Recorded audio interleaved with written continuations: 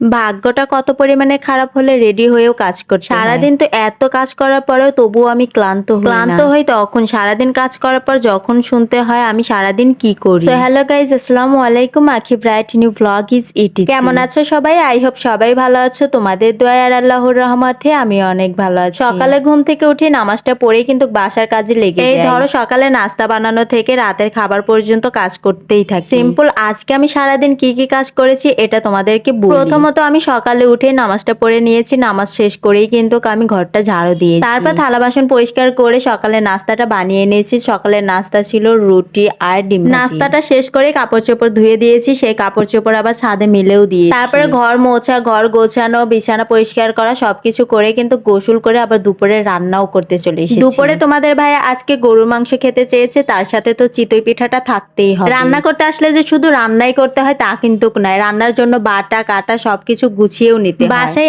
এত কাজ করার পরে তোমাদের ভাইয়া বলে বাসায় আমি সারাদিন কি করি। অ্যাকচুয়ালি ছেলেরা মেয়েদের কাজের অবস্থা বুঝবে কিভাবে। ছেলেদের যেমন সকাল 8টা থেকে রাত 8টা পর্যন্ত ডিউটি শুরু হয়, তেমনই মেয়েদেরও কিন্তু সকাল 8টা থেকে রাত 8টা পর্যন্ত কাজের ডিউটিটা শুরু হয়। শুধু তফাৎ এটাই, ছেলেরা কাজ করলে টাকা পায় আর মেয়েরা বিনা পয়সায় কাজ করে যায়, তাই মেয়েদের কাজের কোনো মূল্য নাই। এই তো আমি গরু মাংসটা কষিয়ে নিচ্ছি। আর একটা আপু কমেন্টস করছে যে আপু আমি প্রেগনেন্ট, আমার অনেক চিতই পিঠা খেতে ইচ্ছা করছে, কিন্তু আমি চিতই পিঠাটা বানাতে পারি না। এই ভিডিওটা সেই আপুর জন্য, যদি সামনে পড়ে ভিডিওটা তাহলে দেখে নিও। অ্যাকচুয়ালি সেই কমেন্টসটা আমি খুঁজে পাচ্ছি না। আর চিতই পিঠাটা বানানো কিন্তু একদম সহজ। প্রথমেই কিন্তু আমি চাউলের গুঁড়াটা নিয়ে নিয়েছি। তারপর তার মধ্যে স্বাদ মতন লবণ, হালকা কুসুম গরম পানি অল্প অল্প করে দিয়ে কিন্তু এইভাবে একটা বেটার তৈরি করে নিতে হবে। আমি খুবই ইজিভাবে দেখানোর চেষ্টা করছি। এই যে আমার বেটারটা গলানো শেষ, এখন কিন্তু আমি পিঠাটা বানাতে যাব। পিঠাটা বানানোর আগে অলমোস্ট একটা কাজ করে নিতে হবে। যে খোলায় পিঠাটা বানাবে সেই খোলাটা কিন্তু আগুনে কিছুক্ষণ পুড়িয়ে নিতে হবে। তারপর একটা কাপড় দিয়ে খোলাতে তেল মাখিয়ে পিঠাটা দিয়ে দিতে হবে। পিঠা ঢাকনাটা দিয়ে কিন্তু এখানে আমি মাংসটা দেখতে এসেছি। মাংসটা কিন্তু আমার প্রায় কষানোর দিকে। এই তো আমার প্রথম পিঠাটা মাশাআল্লাহ অনেক সুন্দরভাবে ফুলে উঠেছে। প্রথম পিঠাটা যদি ভালো হয় তাহলে মনে করবেন যে সবগুলো পিঠাই আপনার ভালো হবে, আর প্রথম পিঠাটা যদি খারাপ হয় তাহলে ভেবে নেবেন যে সব পিঠাই একদম খারাপ হবে। আমার প্রথম পিঠাটা যেহেতু ভালো হয়েছে তাহলে তো সবগুলো পিঠাই আমার ভালো হওয়ার কথা। এই তো আমার আরেকটা পিঠা হয়ে গেল। আর অল্প কিছু পিঠা আমি বানাবো। আজকে আমরা বাহিরে বের হবো।